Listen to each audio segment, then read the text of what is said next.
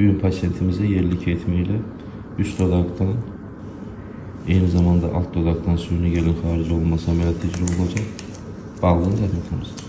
Qeyd edim ki, pasiyent 10 il önce suyunu dolgudan istifade edilib ve kifayet kadar deformasyalı dodaklarımız var. Ameliyattan sonraki görüntüleri sizinle paylaşar. Gülüm, gəlin zəhmətimiz.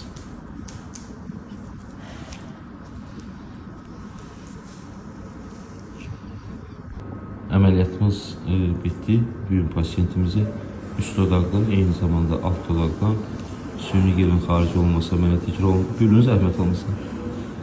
Bağlayın. Gördüğünüz kimi tam simmetrik, düz çizgilerden uygun alt ve üst dodak elde etmiş olmuş.